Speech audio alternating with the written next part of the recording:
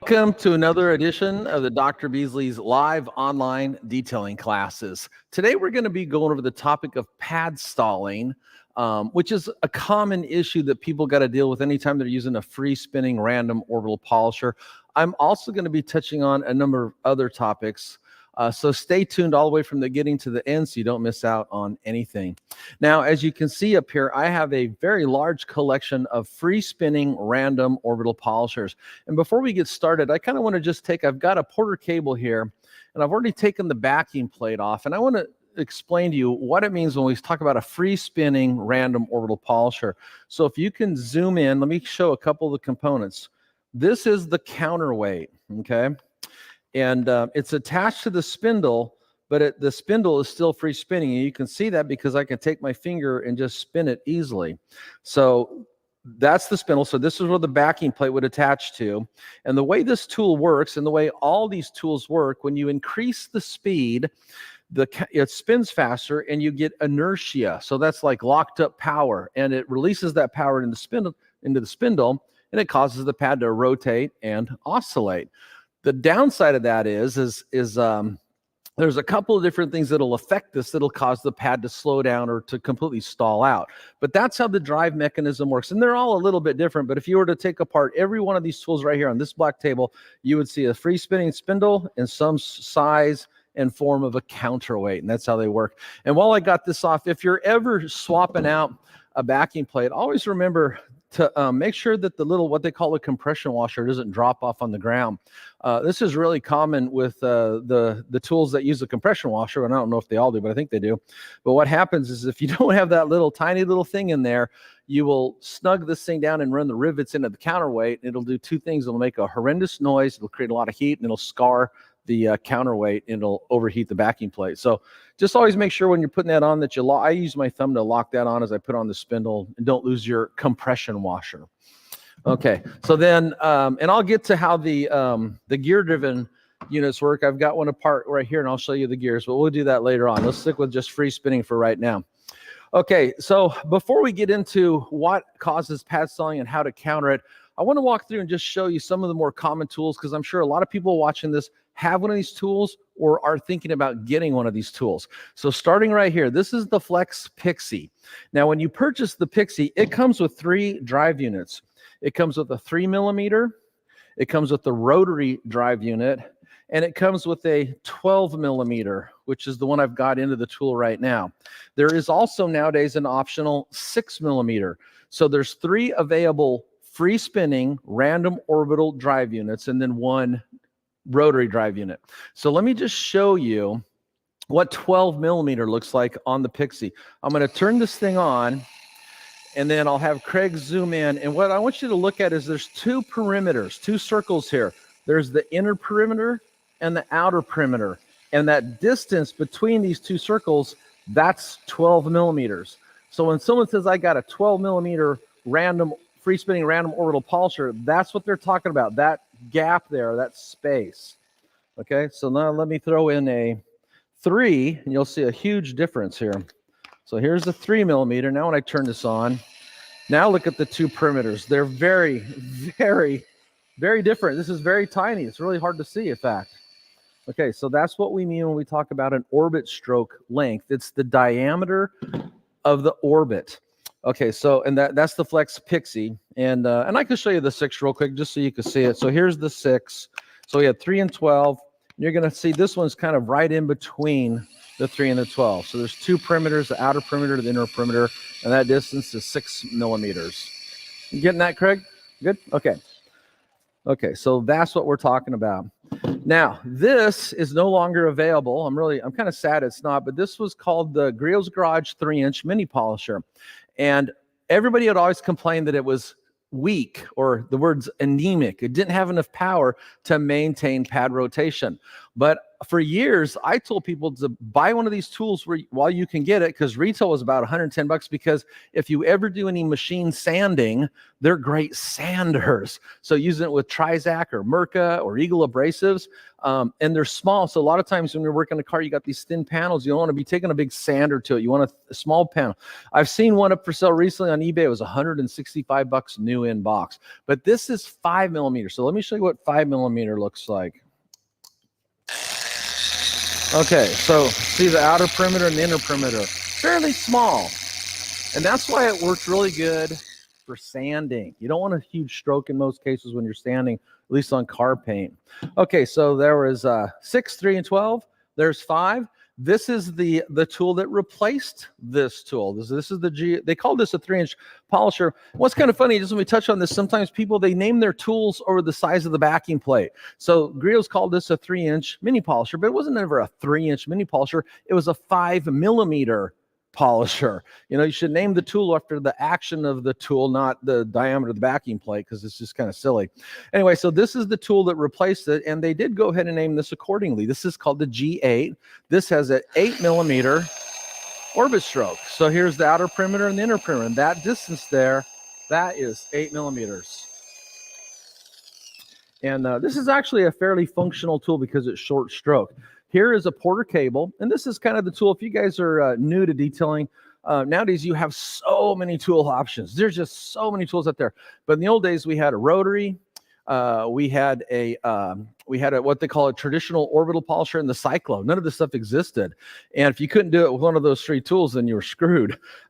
But this is a wood sander. It was borrowed from the wood sanding industry, and back in the 80s, both Barry Maguire and Richard Griot discovered this tool, and they found out because it would hold a 5-inch backing plate, they could attach a buffing pad to this, and the average person could plug this into the wall. They could pull swirls and scratches out. So this is 8mm. So here's the outer perimeter. There's the inner perimeter. That's what 8 looks like. Anyway, this is kind of the tool that started it all. And this is the Harbor Freight version of the Porter cable. So this retails for around, you can find it as cheap as $100 online. Most retails are around $130 to $150. And after you buy it, remember, you got to buy a backing plate. It comes with a foam pad that's glued to the backing plate, and the foam's really thick. And we're going to talk about thick foam pads and why you don't want that. So most people just kind of pitch it or use it for a doorstop, and then you got to buy your own backing plate. So keep that in mind when you're shopping for polishers. So this is called the Bauer. And again, they call this a 6-inch DA, or dual action polisher. And it comes from the store in the box with a 6-inch backing plate. But that's not what this tool is. This is an 8mm free spinning random orbital polisher. And again, I'll just turn this one on. And there's what 8mm looks like. Here's the outer perimeter. Here's the inner perimeter. So that's what an 8mm tool looks like. And these here, I just looked it up. These here run for, when they're not on sale, for about $69, $70. So about half as much as a Porter cable. Here is the Griot's G9, and as the name implies, this is a 9mm. So, and there's outer perimeter, inner perimeter. That's what 9mm looks like. Okay, now we're going to jump over here to the Flex Finisher. I'm going to talk about the word finisher in a second here, but this is the finisher. This is a 15mm. Now look at the gap there. Look how big we're starting to get. There's the outer perimeter. There's the inner perimeter. That's 15mm. I'm placing these upside down because otherwise when they sit crooked, they warp the pad and it won't look funny on camera. Okay, so this is the Harbor Freight version of the Rupes Bigfoot 21. This is actually a 20mm is what they call it. So let's check out the orbit stroke length on this sucker. Okay, so there's the outer perimeter, there's the inner perimeter, and look how big that is. That's 20mm. Compared back down there to the 5mm, that's quite a jump. And of course, here is the Rupes 21. This is my personal. It's the number 16 Mark II given to me by Rupes. And check this out. This thing's huge. There's the outer perimeter, inner perimeter. That's what 21mm looks like. Okay, so now hopefully everybody that's watching this has a complete understanding. When someone talks about the millimeter of the orbit stroke, that's what they're talking about. The pad's going to rotate in a circle. It's going to oscillate in a circle in that circle, and it's the diameter of that circle in the circle that is the measurement of the orbit stroke. Okay, so when it comes to pad stalling, if we go back to the Porter cable here, since I got this apart, but these all work kind of the same way.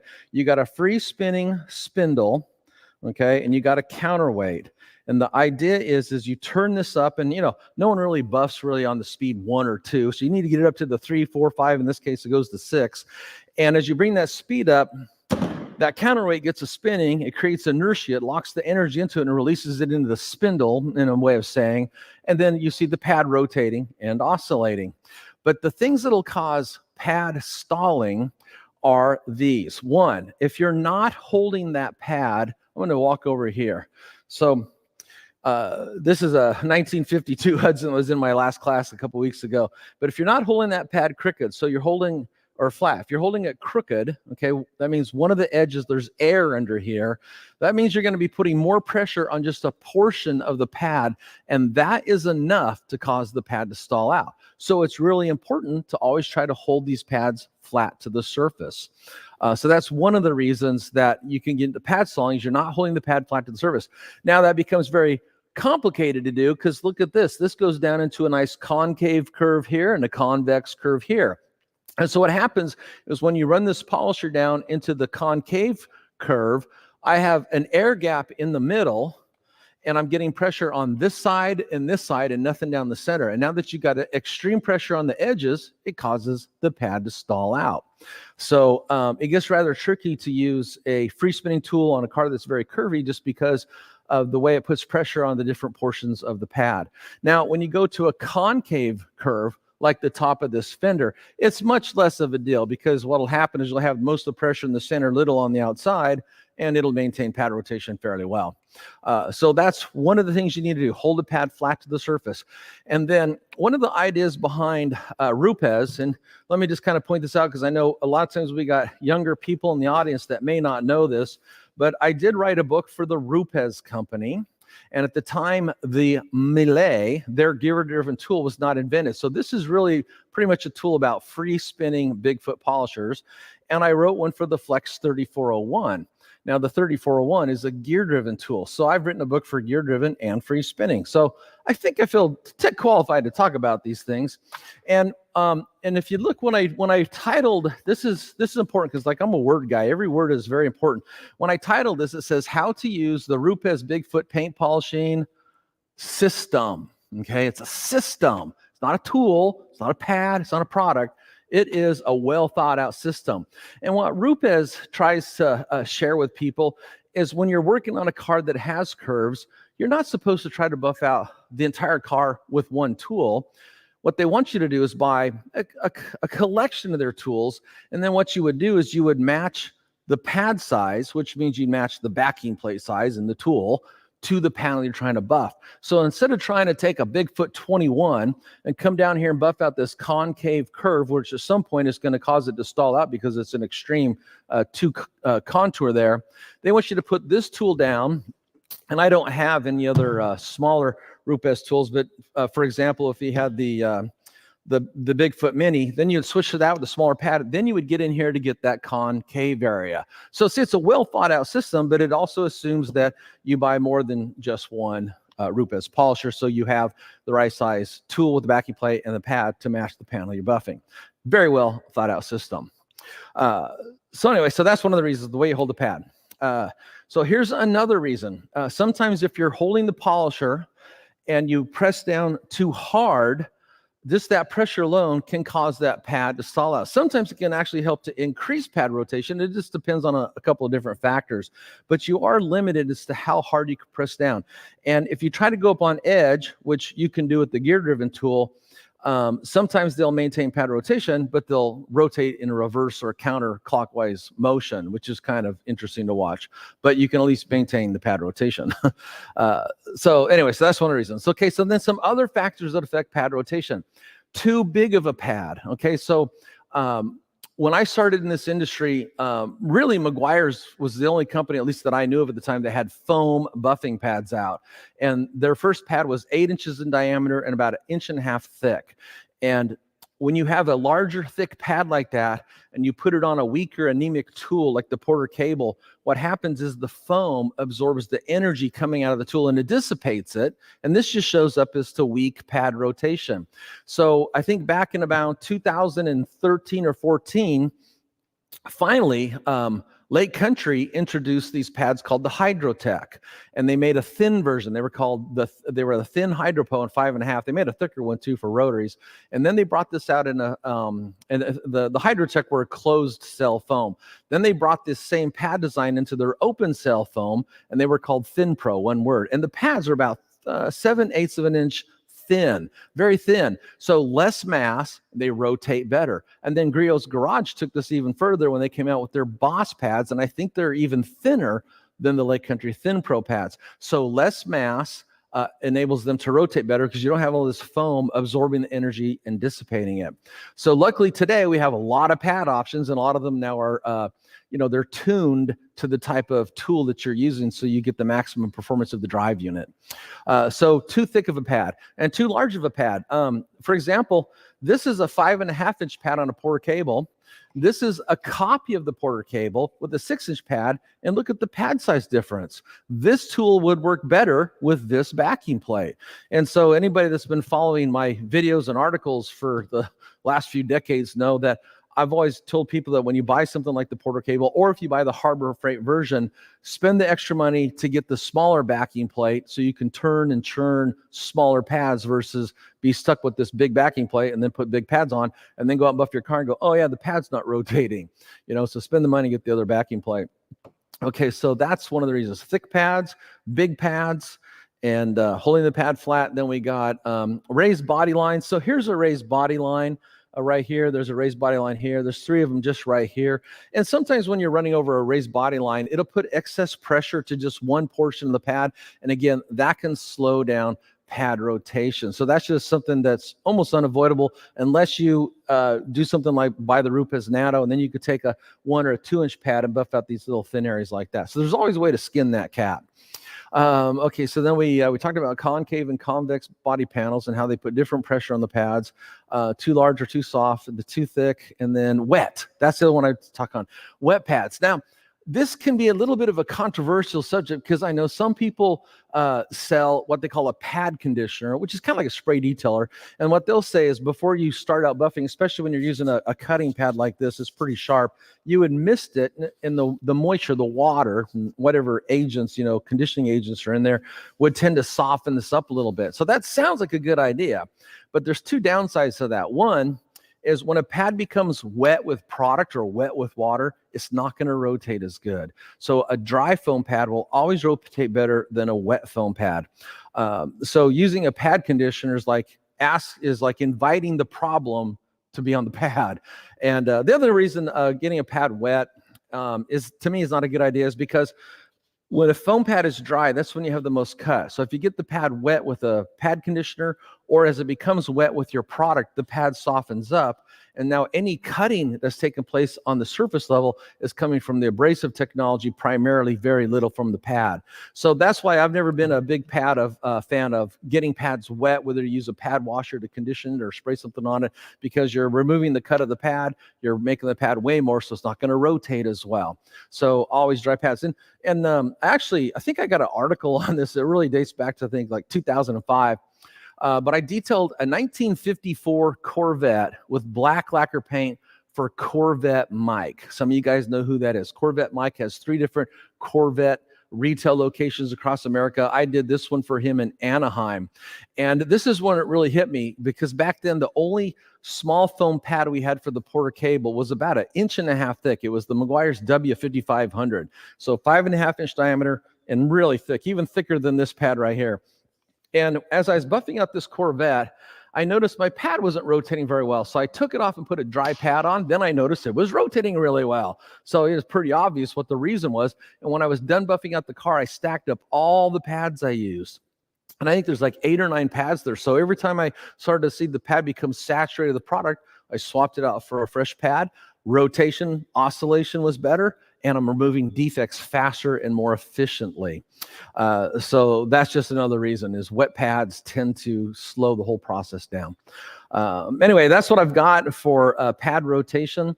And then there's another kind of a controversial subject where some people disagree over whether you need both pad rotation and pad oscillation.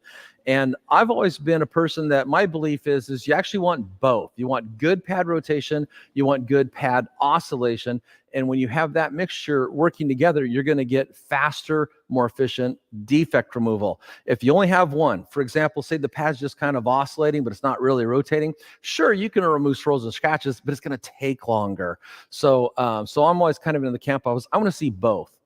But anyway, that's kind of a controversial subject, but it's not a controversy for me because I don't argue with people. I got my way, you got your way, pick away as long as we all get to shiny, that's all that's important. So here's a couple other techniques you can do. And here's a backing plate. This is a brand new one, there's nothing on it. And here's what you want to do is take a Sharpie marker and just place, one, maybe 3 or 4 marks on here. And you can also do this to your pad. So just like that.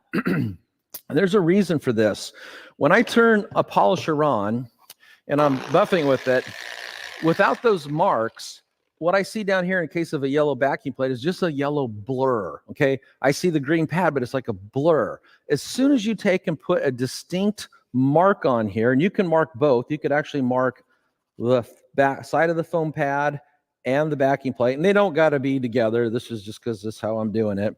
But now, when I turn this on, and I'm looking down on it, now my eyes can easily see, hey, look, I've got good pad rotation. I'm going to be moving swirls out of this paint job.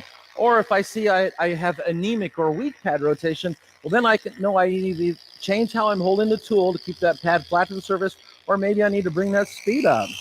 Now I've got really good pad rotation. So the mark on the side of the backing plate or on the side of the foam pad, it helps your eyes to see if you've got good pad rotation or if you don't, and then you can start doing some things like I just listed. Change to a dry pad, change how you're holding the tool, bring your speed up, switch to a different tool to knock out that portion of the panel that you're working on. I'll have to repolish and coat this. This has actually already been done. This is my guinea pig today. But that leads me to another topic. A lot of people hear me talk about the topic of brain drain. Okay, so, and here's what I mean by brain drain. And this is, let me start this up by saying that everybody's got their own detailing style. So my style is not everybody else's style, but here's how I view detailing a car. It takes a long time just to start with. So let's take just a general overview of detailing a car. You're going to start in the morning. Most people, maybe do it the day before, but most people start in the morning washing the car. So that means getting on your butt, washing the wheels and tires, okay, then washing the car from the top down, drying the car. You may clay the car while it's wet. You may dry the car off and bring it in clay it, but at some point, if it's contaminated, you're going to clay it. So washing the car, washing the wheels and tires, cleaning the paint, getting it dry. Okay, now your car's in your garage. You're going to take some masking tape, probably tape off any pebble textured plastic trim so you don't got to worry about staining it. Then you're going to start at the top and work your way down and buff out the car. And if you're using a tool like the Porter cable on the Speed 6 and you're swapping the dry pads all the time using great abrasive technology to do the average size passenger car. So let's pick on a 2022 Honda 4-door Accord, okay? 9 panels or 11 panels, basic size car. For most people using a tool like this, and if it's completely swirled and scratched up, my guess is you're going to be a low of 4 hours. Most people are going to be on the 6-hour range to buff out every single panel, making section passes, dividing larger panels into smaller sections, buffing the whole car out. So we got washing, wheels and tires, claying, prepping, machine buffing, and then at some point you're going to seal the paint. You're going to use a car wax, a synthetic paint sealant, or a ceramic coating. And then most people are going to put a tire dressing on the tires and they're going to clean the windows, both sides, so the car is finished. And the idea, we call this the finishing steps. So from start to finish, you're looking at anywhere from 8 to 12 hours. So here's how my brain thinks. It already takes a long time to go from start to finish. Why would I want to do it in any way that takes longer? Okay, I don't, and I won't. So I think it was 2008, Flex invented the Beast. Okay, you can identify these by the aluminum housing there. And this is a gear-driven orbital polisher. So for me, and again, this is just my style, instead of getting a free spinning tool like this, just free spinning, marking the backing plate, then looking at it for hours as I buff out the car to see if the pad's rotating. That means for 4 to 6 hours looking, is it rotating? Is it rotating? Is it rotating? Is it rotating? And that's what I call brain drain. It just drains your brain. With something that's gear driven, you don't got to look and monitor if the pad's rotating. You can just buff out each panel and think about whatever you want to think about. Now, I still count my section passes out loud, so I am thinking, but at least I'm not sitting there looking to see if the pad's rotating. So it's your option. You can choose either side you want to, but I just prefer to not do the brain drain. And with a gear-driven tool, I also don't have to worry about if the pad is rotating or oscillating. It's going to rotate and oscillate no matter what, which means, as I like to say, I can plow through a car as fast as humanly possible while keeping my results pro grade, pro quality. Okay, so those are the free spinning tools. I'm going to bump over here just a little bit and talk about the gear-driven alternatives. Now, first I want to start out with is showing you what I mean by gear-driven. So can you go ahead and zoom in. Okay, so let me set this down. Here's an inner gear set or gear ring on the Flex 3401, and here's the backing plate, and the backing plate has a set of gears that fits inside the gear ring. And then there's a spindle, which is free spinning, but when you lock this up with the backing plate, and there's a slot there for it, it's going to drive this polisher. Let's see if I can get this on there. It's going to drive that in a fixed orbit, okay, fixed orbit, fixed rotation. Okay, so now you can hear the gears, but that's how a gear-driven orbital works. There's actually a set of gears in there, and they define what the orbit stroke is going to be. These are all 8 millimeters, so they're going to be 8 millimeter orbit stroke. And let me just show you what that looks like. So here's the Harbor Freight version of the Flex, and when I turn this on, 8 millimeters, we're back to something very small, like the Porter cable. Very small. But there's no matter what I do, I cannot get this pad to stop rotating. If I tilt it, if I put too much pressure on, if I'm buffing out an extreme concave or convex curve, it's going to rotate and oscillate no matter what. So that's the primary difference between gear-driven and free spinning. And of course, here's the original beast, just to show you side by side. So here's the Harbor Freight version, same action. And then there's two other gear-driven tools in the Flex line. This is affectionately called the Super Beast. It's the replacement version of the original Beast, so you can no longer see that aluminum head. The aluminum head's still there, but it's been covered up with the plastic shroud. But that's an 8 millimeter gear-driven orbital polisher. And then down here, I've got the C Beast. And I did coin the name for these for Flex. C is just I didn't want to type out cordless every time I talked about it, so I just added the letter C in front of Beast. You get C Beast. Another 8 millimeter gear-driven tool. Free spinning, gear-driven. With this, you got to monitor pad rotation. You got to make all kinds of adjustments as you're buffing out the car to try to maintain maximum pad rotation and pad oscillation. I always refer to both. I see a lot of people just talk about rotation, but I like to refer to both pad rotation and pad oscillating. It's called a DA, a dual action, for a reason. There's two actions taking place. This is also DA, but it's gear-driven. And then just let me touch on this real quickly. This, of course, is a rotary. What I wanted to point out about this is I always see people on the internet talking about this as a forced rotation tool, or this as a forced rotation tool. Think about it. Forced rotation is a rotary, okay? It's not a DA. So if you're going to talk about the tools, at least address them correctly. It's forced rotation, forced oscillation. Two actions, not one. Anytime you see someone talking about a forced rotation tool, they're talking about a rotary polisher. They probably just don't know it. Anyway, that's what I got. Let me see. Is there anything else I'm missing on this thing? Free spinning, random orbital, gear-driven. Oh, let me touch on this topic. Most of the time when I detail cars, for example, can you pan over this? This car is still here. I did a live broadcast. You can watch the live broadcast where I machine sanded the hood, then buffed it out and ceramic coated it. It's on the Dr. Beasley's website under live, the live tab. It's still here. We need to get back to the owner. It's been raining. We don't want to get it wet. But when I did this one, I cut it with the wool pad. It had DA sanding marks everywhere. Every body panel had DA. So someone sanded it and they didn't get their sanding marks out. So I got them out with the wool pad and a Rotary and Dr. Beasley's NSP 150. Then I came back with the Beast and I used the foam polishing pad with the Dr. Beasley's 95. And then to really maximize the gloss and clarity, I came back and chased every body panel with the Rupes Bigfoot 21, a soft foam finishing pad, not polishing, but even softer finishing, and the Dr. Beasley's NSP 45, which is a product that works great on soft paints and plastics. And then I ceramic coated it.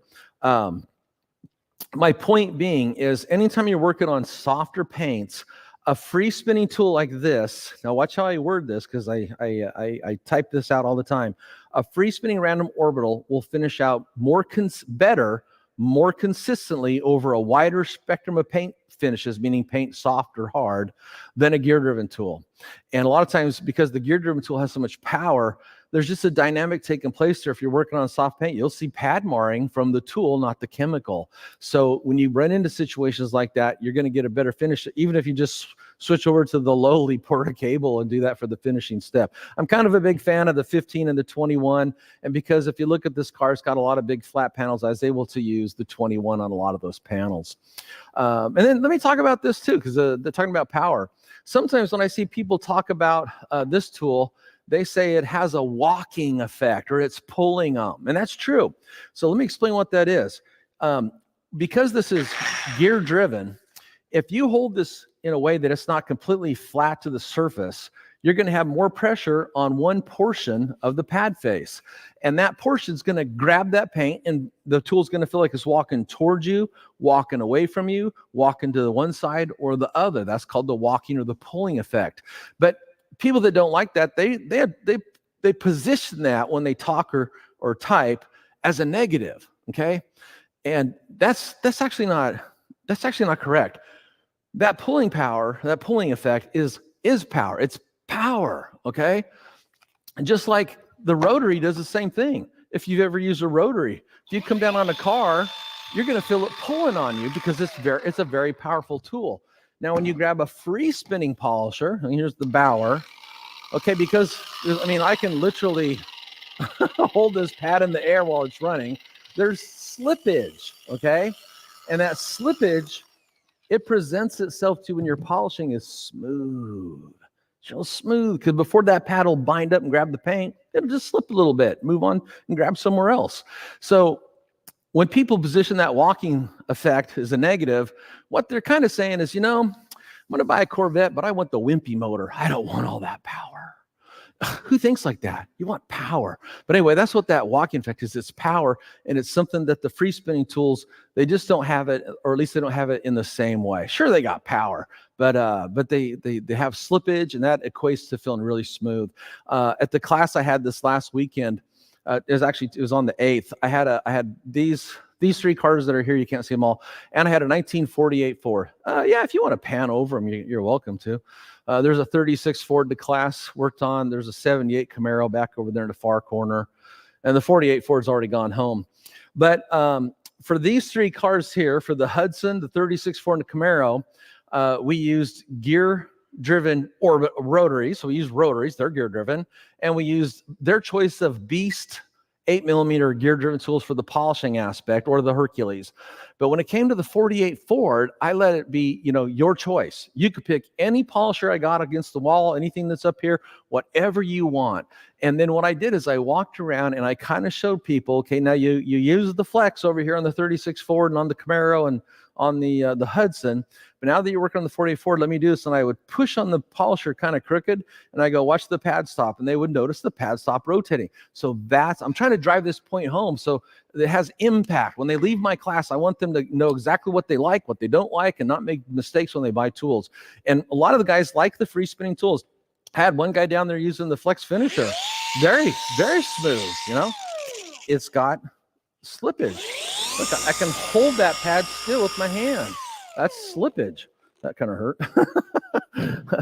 Anyway, but that's what that walking effect is. It's actually power. So when you see somebody complaining about it, what they're saying is, I don't want all that power. And that's fine. If you want to take more time to buff out a car, that's your style. Me, I want to get in and get out. I want to keep my quality high, but I don't want to have brain drain the whole day long. Anyway, Victor, I think that kind of sums up everything I wanted to talk about. If I remember anything else, I will bring it to your attention. All right, sounds good, Mike. Let's take a look at the chat here. All right, I got first from Puerto Rico, Mr. Humberto, as always, ready to roll. Good to see you, Humberto. We got a hi from Axel Bart. Good to see you, Axel. Thanks for joining. Axel. I think Got Axel's taken 11 or 12 of my classes in his life. He's no way. Yeah, he's taken so many of those classes, but every time he comes, he's going to learn something new. There's a new tool, new pad, new product. Plus, I can't drive stick shift, and I always let Axel drive all the shifter cars for me. And they're usually like this, they're cool stuff. So he likes that part of it. Okay. Hope he gets paid for that.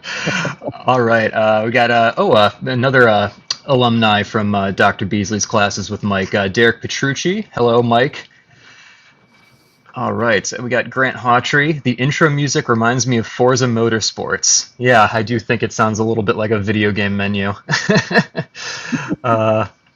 Let's see, we got a Noah Guy Mobile Detailing. Here I am, just came from Instagram, setting up on the big screen. Nice.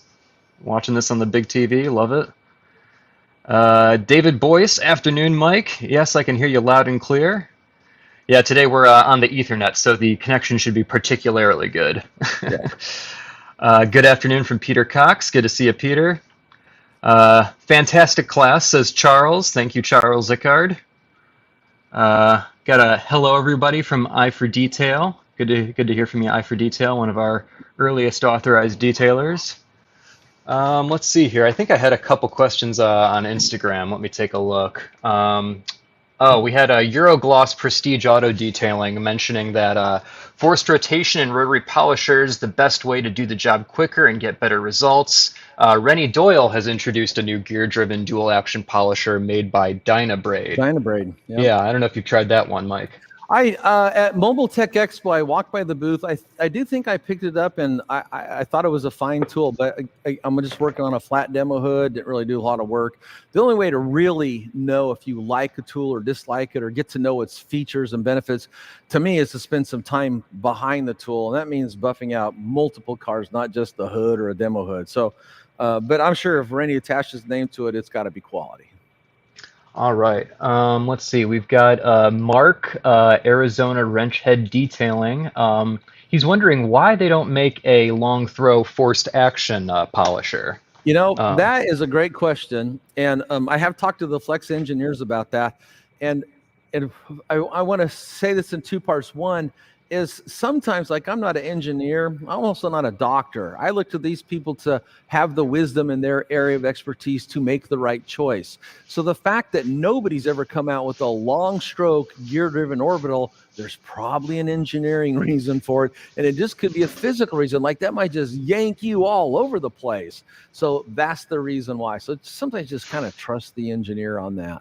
But anyway, that's all I got on that. So yeah, we actually had somebody in the comments basically say the exact same thing that you said. Eurogloss Prestige Auto Detailing from earlier. He said larger forced rotation with a larger throw would cause more vibration. So sounds like what you were saying. I think it's like, it's one of those things that's a great idea on paper, but when you execute it, it just doesn't work in the practical world. All right. Well, you know what? It seems like that's about all we've got for right now. I did have a question, though, Mike, and forgive me if you've already addressed this in a previous video, but so on the topic of removing holograms after using a rotary polisher, I know you are a big fan of using a random orbital to finish out after using a rotary to get those holograms out. However, there's also Ivan LaCroix, another authority in the detailing world. He prefers to finish with the rotary instead of doing the random orbital. Can you talk a little bit about why you use the random orbital? Actually, I think I answered this on a question on our YouTube channel recently. And Ivan, man, he's one of those guys like Jason Rose. I always tell people, if he's talking, shut up and listen, because you're probably going to learn something. And this kind of goes back to, look, everybody's got their own style. So, Craig, could you do me a favor in the facilities there, grab my rotary, my original rotary. So I kept my original rotary buffer, which I think I purchased in 1988. It's, if my memory's correct, it was the first variable speed rotary on the market. It's the Makita 9207 SPC, if that rings a bell to anybody. And before this came out, your rotary polishers were a fixed high or low speed. Okay, so you had high or low. It had a little rocker switch on there. Well, this one actually came with a dial. Okay, and let's see, it goes from a low of 1500 to 2800. Can you zoom in on this dial here just a little bit? So I think this was one of the first, at least established brand Makita with the variable speed dial on a rotary. Okay, I used this until the gears completely stripped out. I could rebuild it, but I don't want to. I want to show people that I buffed out so many cars, so many boats, so many motorhomes that I used it till I wore it out. This is probably the 20th extension cord that I've hardwired in because the original was gone probably within the first year. On the side of this is called sand cast aluminum, okay? So this has a texture like sand, but over here on the side where I would hold my hand holding the handle, I wore that sand cast aluminum down like a piece of chrome. Can you zoom in on that? It's actually right here and right here. And I used to come home and I would be bleeding at the end of the day right here and right there. It just because running that polisher all day long, I wore that sand cast texture till it was smooth like a piece of chrome. And this handle actually has ribs on it. And I'm sure the camera can't probably pick that up, but I wore the ribs off of the handle. So my point being is, look, if you're going to take a class on how to use a rotary buffer, try to take one from someone that's actually used one. And I can document my use from 1988. So let me just tell you my thoughts on finishing with the rotary. I think it can be done. But the thing is as most of you seasoned detailers know, paint is different. Sometimes you have soft paint. Sometimes you have hard paint. If you're lucky, you got it right in that sweet spot in the middle. And I just don't think someone can say, yeah, I'm so good with the rotary, I can finish out on all paints hologram free. I think you might be able to do it on some paints, but not all paints.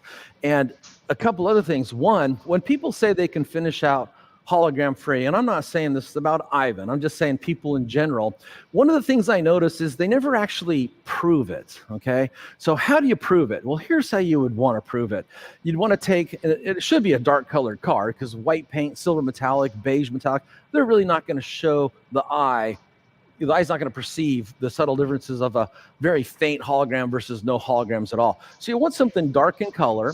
You want to bring it outside around noon when the sun is high overhead, and you want to have chemically stripped the paint to pull any oils, any fillers, anything off, so you're seeing just the accurate paint.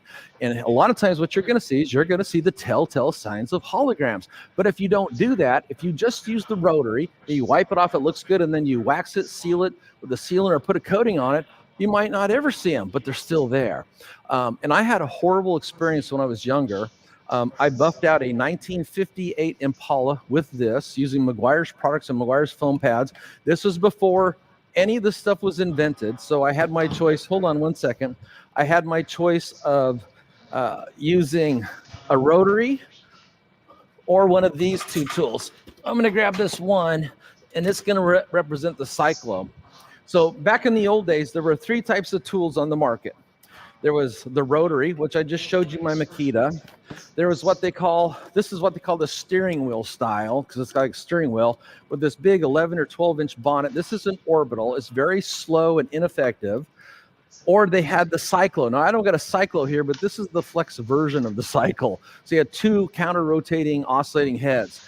So you had the rotary, the TOB, the traditional orbital buffer, or something like the Cyclo at your disposal to buff out a car. And back then, we didn't have the internet. This would be back in the 70s and 80s. So I had never seen a Cyclo, and I knew these were junk. So I did everything with the rotary. Now, when I got done with this black cherry base coat, clear coat, 1958 Chevy Impala street rod, it was flawless. About 3 or 4 years later, I see the couple at a car show. I walk by and look at it, and I could see the holograms where I buffed it out. I'm assuming it was me, maybe someone else did it. But since I'd buffed it out, they had never lifted a finger to take care of my work. They never put another coat of wax on it. So the wax would probably fill in the holograms. every time they washed it and wiped it, they microabraded the wax off, and now it revealed the holograms that hurt my reputation. So my own personal experience is, instead of trying to be the god of the rotary buffer and finish everything out with a rotary, I'd rather just do what I call change the action of the tool. Go from something that rotates in a circle to something that rotates and oscillates. That action, using the right pad and great abrasive technology, will work that hologram out. So no matter what the owner of that car does down the road, your work's always going to look good. Hopefully they always maintain it. When I detail a car for somebody, I try to show them simple things they can do to maintain my hard work. But that's just my opinion on finishing out the rotary. And by the way, if somebody wants, I can dig up 2 articles. One shows a car. It was light. It was a 1949 Chevy panel delivery street rod that I did nothing but a rotary polish out. It's actually, I wrote a review for the DeWalt 849X when it was first introduced, using Optimum polymer technology products and Lake Country foam pads. And I pulled it out in the sun and took pictures high overhead, no holograms. So that's the thing I don't see anybody else do, okay? And then I did a demo hood, the one that's back there in the corner actually.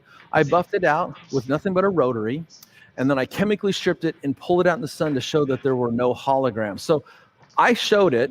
I've shown it before multiple times. I just don't practice it because it takes so long to build up a great reputation in this industry as someone that actually knows how to take care of paint, and it takes one bad customer to ruin your reputation. So yeah, if Ivan and a lot of people out there want to start with the DA and finish with the rotary, God bless them. As long as they get the shiny, I'm good with that. Me, I like to start out, most of the time I'm using rotary, I'm using a traditional wool pad, and what I'm doing is I'm getting the cutting step over with fast. Okay, and I covered this, I think, on the last live broadcast where I was actually working on this, that with an Orbital, you tend to do section passes. So if I'm working on a section of the hood, I'm going to take my polisher, I'm going to dial in my test spot. Maybe the paint's off. Maybe I'm able to pull all the swirls and scratches out by going over that section 4 times with, X pad and X product. Maybe it takes 8, whatever it is, but you dial in a process, then you repeat that over the car for every panel, and assuming it worked in the worst condition paint, it'll work on all the paint, and you'll have a uniform appearance at the end of the day. That's the goal. But when you're doing it with the rotary and a wool pad, you're not making section passes. You're buffing and looking, and when you see the scratches are gone, you move over. It isn't like 4 section passes or 10 section passes. It's buff till they're gone and move over. So it's faster. It's a fast way to move defects. So again, gosh, everybody can get to shiny however they want to, but for me, I like to teach in my class, start with rotary, finish with DA. And the most important thing, there's 2 of the most important things I can ever tell people about polishing paint. And that's what I am. I'm a paint polisher. I'm not really a detailer. And one is everything that touches the paint has to be clean and uncontaminated. That includes wash mist, drying towels, wiping towels, and of course your pads also. And the next thing is you always have to be using great abrasive technology. I know some people think that if it's on the market today in the year 2024, it must be good, but that's simply not true. And Victor, up on our website, on our YouTube channel, you just put a video up called, I think it's called Hard or Soft. Mm-hmm. And there's a 1969 GTO with single stage urethane, so modern paint, soft as butter. And I used a real popular brand of polish on that to try to perfect that paint, and it micromarred the hell out of it. And that's a big name brand. I fixed it with Dr. Beasley. So there's a huge difference in abrasive technology, and not everything is good. And here's what that has impact with the rotary. If you're not using the best abrasive technology and you're trying to finish out with the rotary, even if you've got the softest foam pad, low RPM, and the soft touch, the product could be leaving a hologram, but the oils will fill it in. You don't see it. You give the car back to the customer. Down the road, they show up. You look like you don't know what you're doing. How's that? Perfect. I think we got time for one more question here. This one is also connected to some Ivan LaCroix wisdom. Brian Ellison would like you to expand a little bit more on pad washers. He says that Ivan is adamant that a damp pad is better. Oh, gosh. I've heard this before, too. And again, gosh, the last thing I want to do is argue with Ivan or anybody. But here's the deal. It's pretty easy to show yourself. If you take the same pad on the same tool, get this wet, wring it out, and then compare pad rotation to a dry pad to a wet pad, I'm pretty confident you're going to see you got better pad rotation with a dry pad. But the other part of that is, and I always show this in my classes, when you're inspecting a pad, here, let me just pull this one off. We were going to do a video on pads today, but I want to get some more pads in here so I can show more options that are on the market. But when it comes to a pad, there's all these different colors out there, and everybody wants a universal color code. Look, that's never going to happen. The genie's out of the bottle. Everybody's making pads all the colors they want to. We're never going to have like black is finishing, white is polishing, orange is light cutting, yellow is heavy. We're not going to have that, okay? So if you're in a situation where you have a pad, but you don't know because you don't have internet connection, if it's a cutting pad or a finishing pad, here's what you do. You can compress it. A foam cutting pad will tend to be stiffer than a soft foam finishing pad. And you can take your bare hand and fill the surface. And as I fill this, there's a sharpness here. This is a cutting pad. There's a sharpness there. When you get this wet, it softens it. Okay, so that's two negatives about getting a pad wet. One, it's going to weigh more. It's not going to rotate as good on a free spinning polisher, not a rotary. Rotary won't matter. Rotary's going to rotate the pad no matter what. But also you've reduced the cut. Okay, so you have two things working against you. And most of us, if we're out working on a car, we're trying to get the swirls and scratches out in a timely manner. So look, I've also heard this not just from Ivan, but from other people that like to use a pad conditioner even when using our products. And again, as long as you get the shiny, that's all that really matters. But me, in my classes and in my life, I always practice switching to a clean, dry pad often. And for moisture, I use the product, not a supplementary wetting agent. That's just my take on it. Well, Brian certainly appreciates it. He says, I really appreciate you answering. So, and I don't want Ivan to hate me. I love Ivan. He's there's some guys in our industry that are just the giants. Everybody else is standing on their shoulders, and he's one of them. So yeah, and paint correction is a very, very complex topic, and there's a lot of variables, and it's inevitable that there's going to be some difference in approaches and methodology. So at the end of the day, you just got to do what works best for you. And what I always like about, at least in our society, is everybody's entitled to their opinion. There is, you could say, well, this is the right way, and maybe there's ways to do it that isn't that way, but it's what works for you. That's why I always say, however you get the shiny, that's all that's important. I just know what I've seen over the decades with rotary polishers on paint, and I'll always go back to this. Paints are different. Some paints, I think, you could completely finish out with rotaries, but some maybe not. But if you're not chemically stripping and getting great light to inspect that result, you might not be getting what you think you're getting. And sometimes it might not show up until some time's gone by. So I just like to play safe. Change the action of the tool.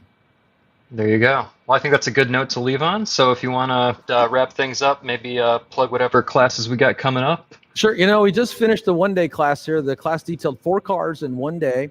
By the way, there's no breaks. There's a short lunch break, but I don't give breaks. And I figure I got people here for a day. I'm going to do a brain dump. I'm going to show them as many tools, topics, and techniques as I can. They can go grab a chair and sit down and take a break when they get home. So that's how my brain thinks.